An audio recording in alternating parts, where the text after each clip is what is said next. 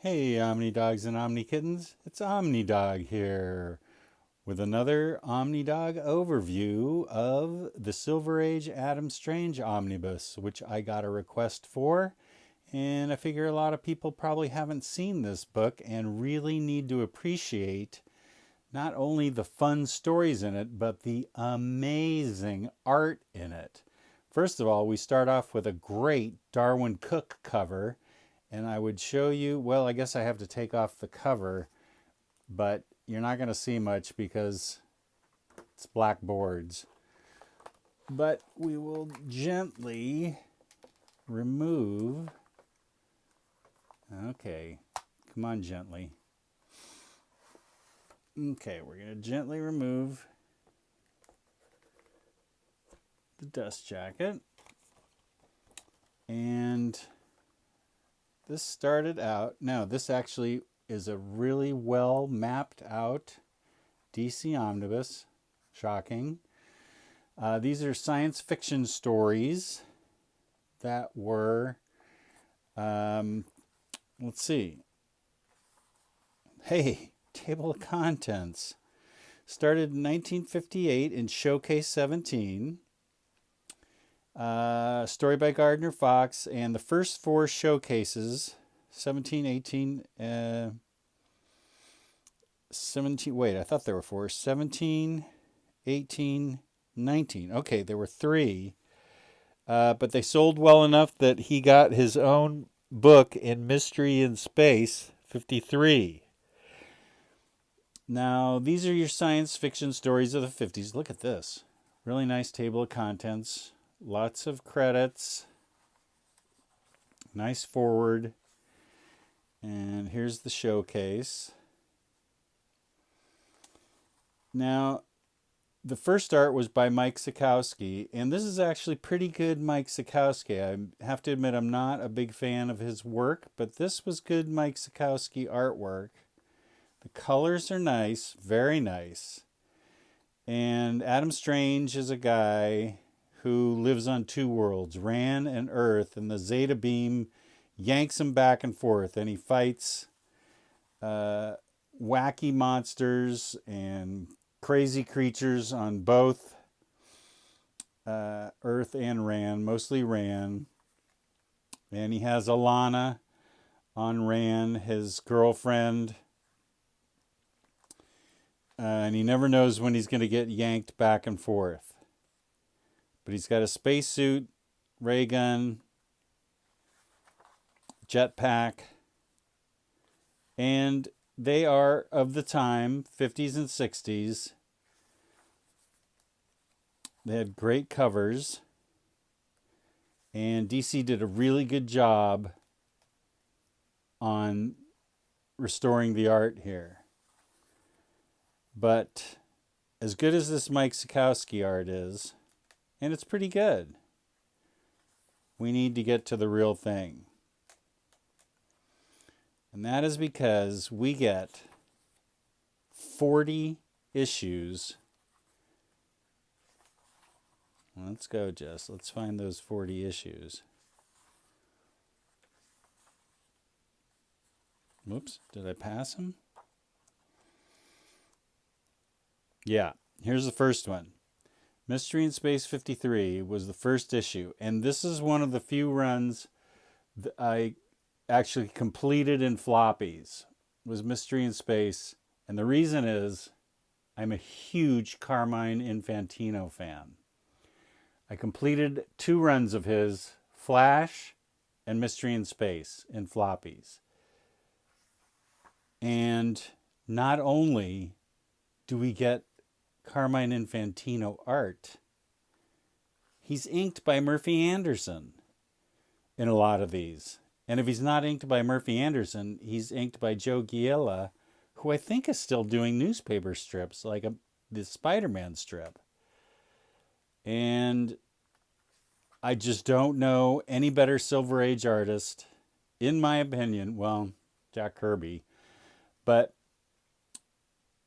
Carmine Infantino is so fluid, and his action is so believable and so real and his faces are so beautiful that he is my favorite artist.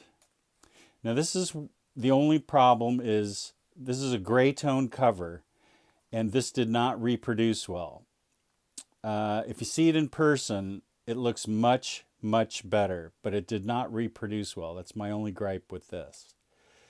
But that's a small gripe because you got a ton of Infantino art. And these are your standard science fiction stories. I can't say anything. You're either gonna like them or you're not. They're Silver Age, 1960s science fiction stories. You're either gonna like them or you're not. So I like them because I think they're fun. They're very action oriented and science fiction. So if you like science fiction, look at this. Look at that face. That is just a gorgeous face. And Carmine Infantino and Murphy Anderson are a force to be reckoned with. And look at those covers. They are beautiful. So you go for the art, go for the story, stay for the art.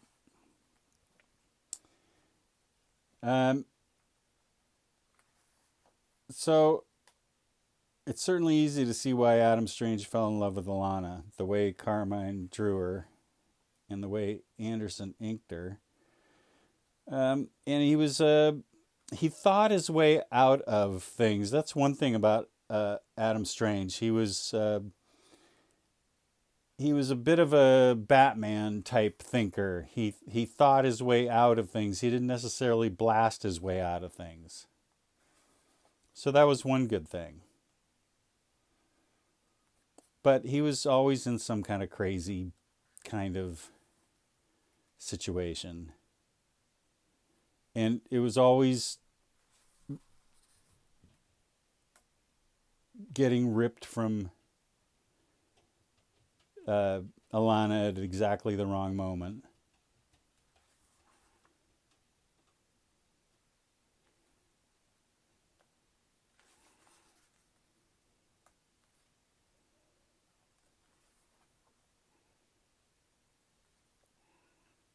So I'm just going to let the art speak for itself. And this is still all Murphy Anderson art, but you'd definitely be able to tell when Joe Giella inks him.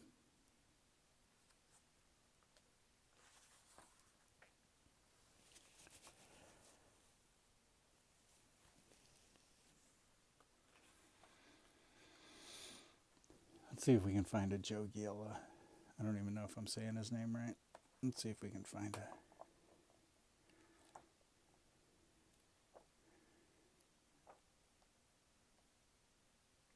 Well, here we have the Justice League. This is cool. Infantino doing the Justice League.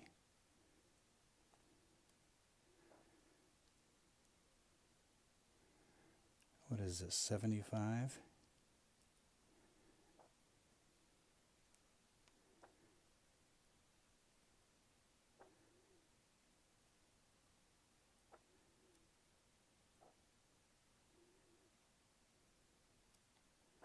'75, yeah, that's a famous issue with the Justice League in it.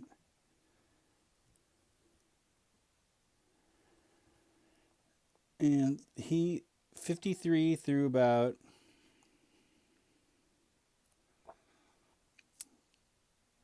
I don't know. I am just blown away by this art.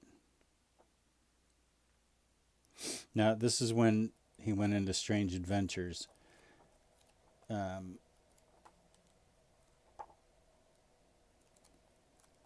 We can keep going through here.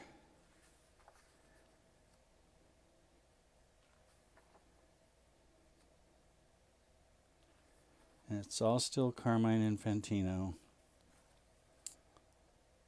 The fluid action of him. And beautiful colors. Look at the DC really did a good job with the colors here.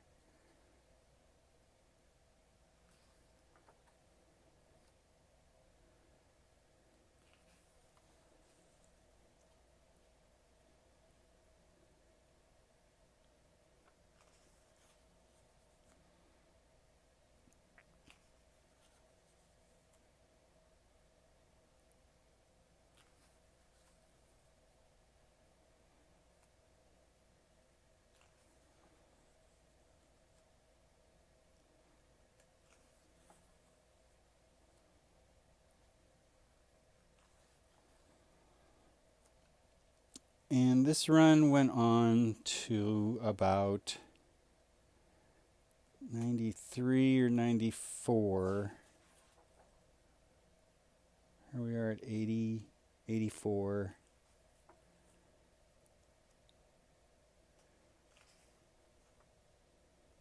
Now wait, I think this is Joe Gila art inking. Yeah, this is Joe Gila inking here. Still, not too shabby.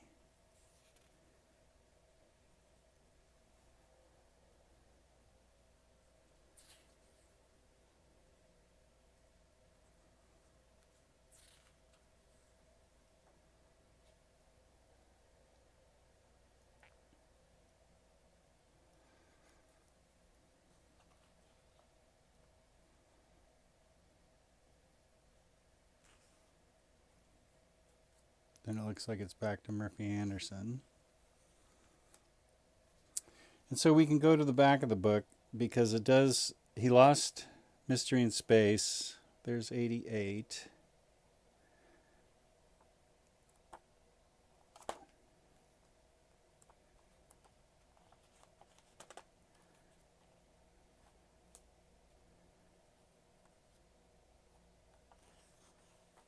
There's 90. And here's a Hawkman Adventure. This is a popular issue.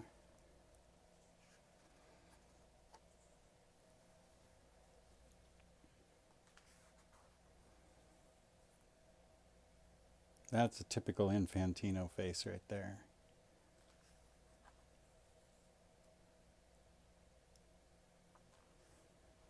There's Hawkman and Hawkgirl.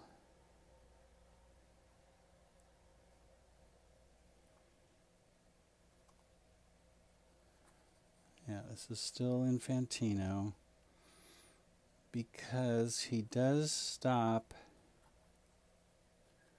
drawing the book at the back.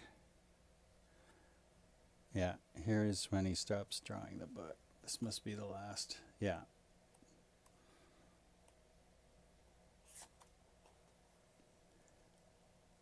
Okay, now we lose covers. There's no cover for this issue. And then there's no cover for the next issue. Like 92 and 93 don't have covers for some reason. Mystery in Space 94 does have a cover, but we've lost Carmine. We still have Adam Strange in Mystery in Space for a few more issues.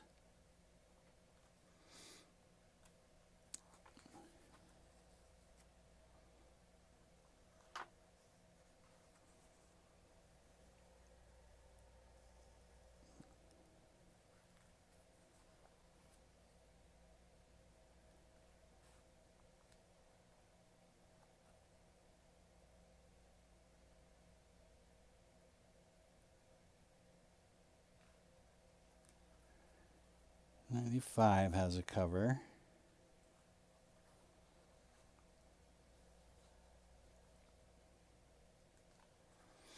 Yeah, there are some covers missing. I'm not sure why. They don't explain it in the foreword.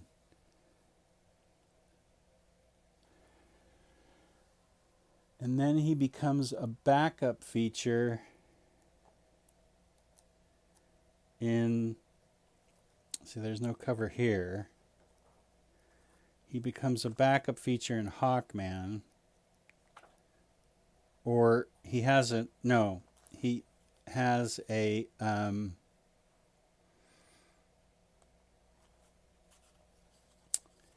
he has a guest appearance in Hawkman. Okay, Mystery in Space 102. So we still got Mystery in Space up to that.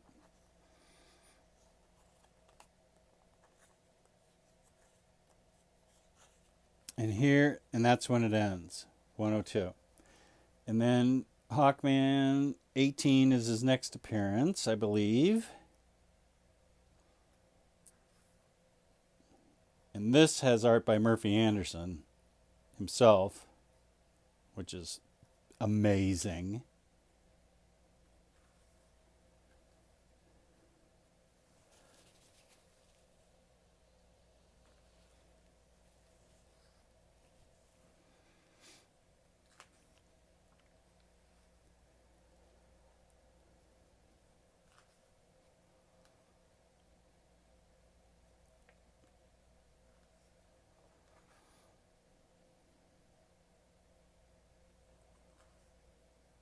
And then we get a series of covers.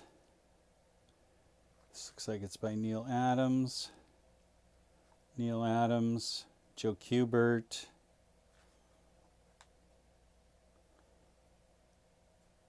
I don't know my artists well enough to pick up who these guys are.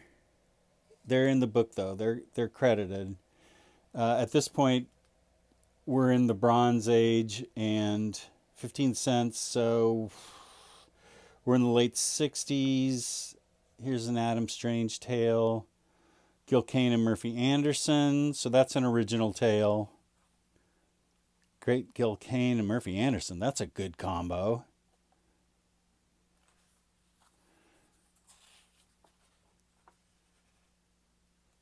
And then